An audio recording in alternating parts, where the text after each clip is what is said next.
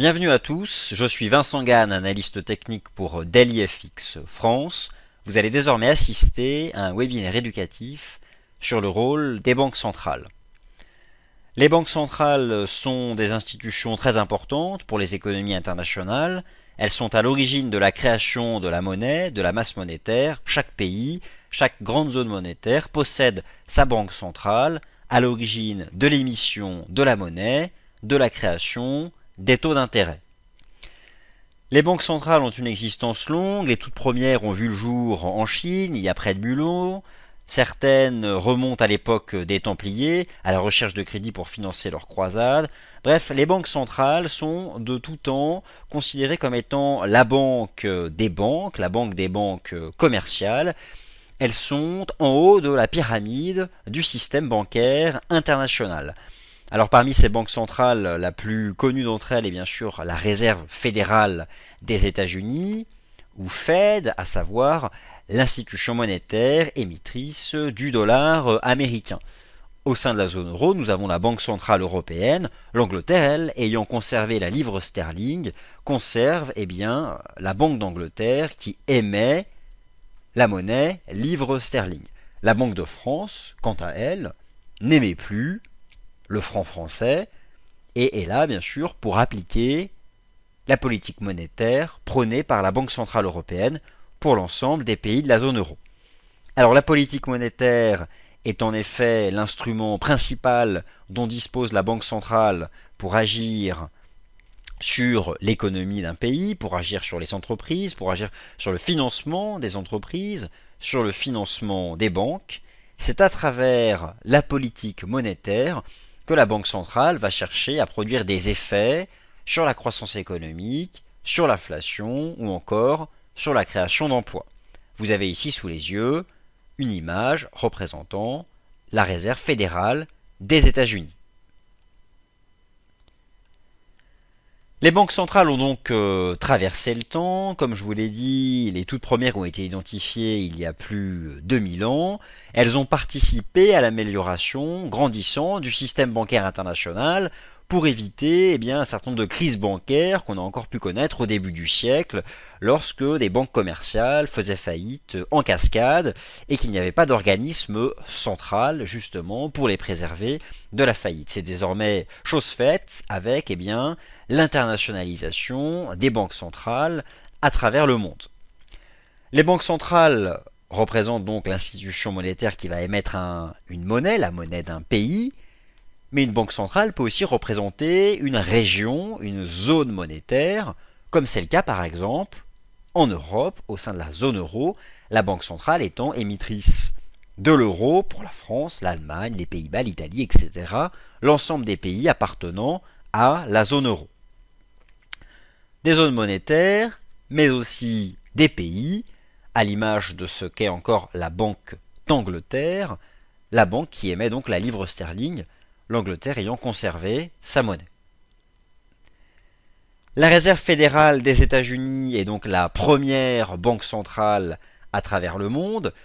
La Réserve fédérale des États-Unis, dont vous avez ici une photo de son président actuel, M. Ben Bernanke. La Réserve fédérale des États-Unis est ancienne, elle a ses origines dans la Révolution aux États-Unis, la guerre d'indépendance contre la Grande-Bretagne, mais la Réserve fédérale des États-Unis, elle, a pris sa forme moderne au début du siècle. La Fed moderne a en effet été créée en 1913 par le gouvernement des États-Unis pour éviter des faillites en cascade des multiples banques commerciales qu'il existait encore au début du siècle aux États-Unis. Car en effet, il s'agit du premier rôle d'une banque centrale, le premier rôle de la Réserve fédérale des États-Unis étant de réguler le système bancaire des États-Unis d'Amérique et bien sûr aussi de mener la politique monétaire des États-Unis d'Amérique aux côtés de la politique budgétaire qui, elle, va être menée par le gouvernement des États-Unis d'Amérique. La régulation, alors qu'est-ce que réguler le système bancaire ?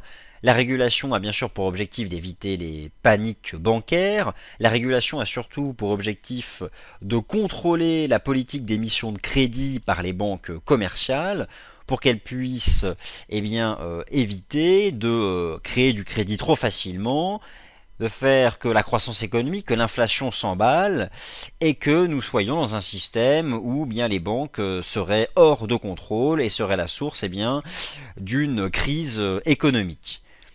Alors en cas d'urgence, lorsqu'une banque va être en situation de faillite, elle pourra au contraire se tourner vers la banque centrale qui pourra lui apporter des fonds. En effet, les banques centrales sont l'organisme qui finance en dernier ressort. Vous particuliers, vous vous financez auprès des banques commerciales. Les banques commerciales, elles, se financent directement auprès des banques centrales à un coût bien connu, celui représenté par le taux directeur, le taux d'intérêt directeur de la banque centrale, qui n'est autre que le prix de l'argent auquel la banque centrale va prêter à une banque commerciale.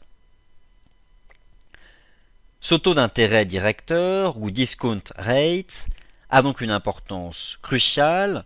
Vous avez sous les yeux un tableau récapitulatif des taux d'intérêt des banques centrales à l'été 2013, associés donc à chaque monnaie, puisque vous avez bien compris que pour chaque banque centrale, vous avez donc une monnaie qui lui est associée, puisqu'une banque centrale émet de la monnaie, et que pour émettre de cette monnaie, pour proposer de la monnaie à une banque commerciale, eh bien elle sera proposée à un certain coût, qui sera donc le taux d'intérêt directeur.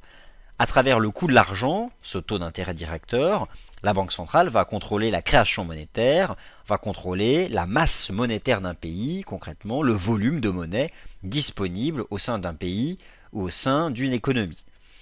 En jouant sur le taux d'intérêt directeur, la Banque centrale pratique donc une politique monétaire. Le taux d'intérêt est l'outil principal pour créer une politique monétaire et celle-ci peut être expansionniste ou restrictive. La politique monétaire peut donc être expansionniste ou restrictive. Une politique monétaire expansionniste est donc caractérisée par une baisse des taux d'intérêt, une baisse du taux directeur, a pour première conséquence la baisse du prix de l'argent, donc une augmentation de la masse monétaire. Les banques commerciales peuvent donc se financer moins cher auprès de la Banque centrale. Elles vont donc proposer des conditions de crédit plus intéressantes pour les particuliers, les entreprises. Les particuliers vont donc pouvoir consommer à crédit davantage, les entreprises investir à plus bas coût. Tout ceci, investissement des entreprises, consommation des ménages, est source de croissance économique.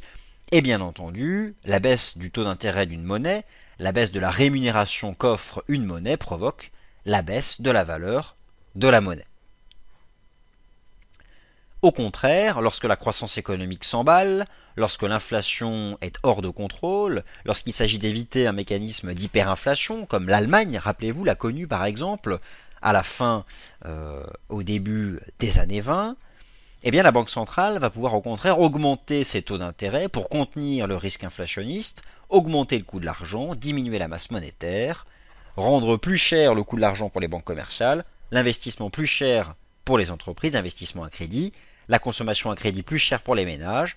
Au final, les tensions inflationnistes vont être contrôlées et la monnaie, quant à elle, devient plus rémunératrice, attirant à elle des flux d'argent internationaux.